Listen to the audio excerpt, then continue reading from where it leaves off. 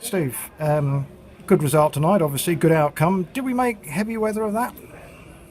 Yes, I think so. Going 2-0 down, never easy to come back from. But I had some players out there that hadn't played before, which give me a chance to have a good look at. And again, culminated in inexperience in terms of letting the boy get up off the floor. I don't like it, but be a little bit cynical and bring him down. They can't go through and score.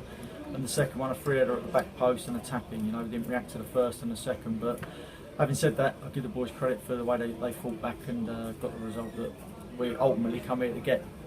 It was a very decent second half performance, I thought. I thought the first half as well, Jim, was good in spells. Take away the 2 goals that they scored. We created chances. Tommy Whitnell had a couple.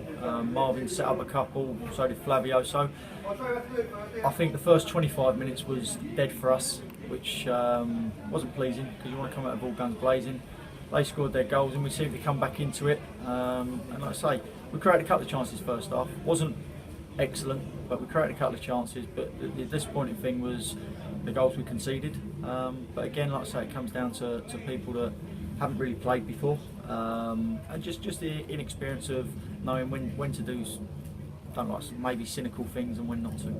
You'll obviously learn quite a bit from about various players tonight, but in particular Marvin stood out for us. I mean, he really looked very, very good at times, I thought, and frankly they didn't really know how to handle him, I don't think. No, I've known Marvin for a long time, playing against him when he was at Salisbury and Eastleigh, and even working with him at Sutton, and I know what Marvin can do.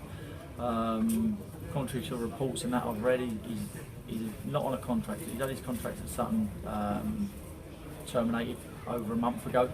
I spoke to him about coming in. He's got a good coaching job which ties his nights up, because when he was doing the day training, and he's initially come in for this month to help me out while Billy's gone. And further into the future, we need to sit down and talk, because obviously his schedule, if he can change it, then he may be with us longer, but that's something we need to sort out after this month.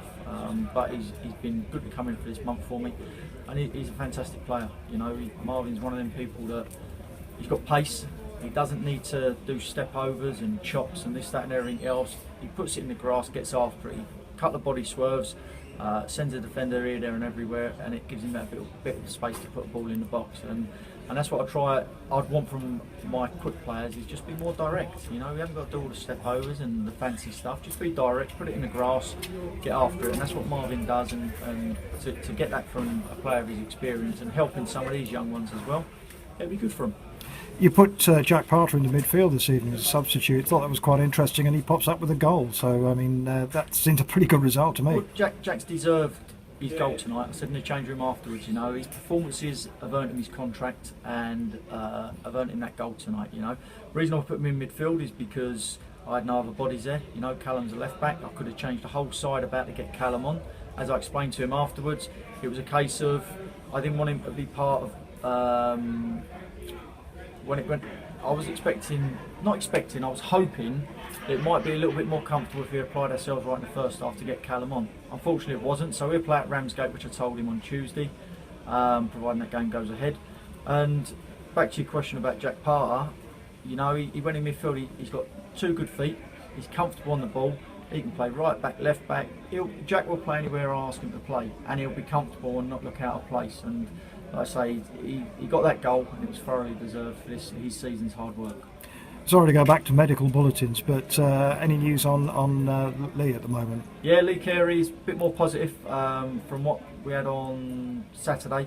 Melvin's had a chat with him, and the bruising's come out, and he's got movement in it. So it could be sooner than we thought. But what we'll do is we'll wait until Melvin sees him Thursday, and then we'll make more of a judgment from there. But from what we was thinking on Thursday, it seems a little bit more promising than the timescale that I first thought. So that's very pleasing. But again, we'll assess it on Thursday and then have more of an idea over the weekend. And finally, Steve, any thoughts on Grays at the weekend? Yep, we've got to cut out the errors we made against them, be more clinical. Same old story really, Jim, and if they can do that, they're going to put their bodies on the line. They don't intentionally go out there and make mistakes. They'll do the best they can, give as much commitment as they can, and then we'll see at 4:45 where we end up. I don't like predicting results because it comes back to bite you on the bum. So we'll go there as prepared as possible and just see where we come out at 4:45.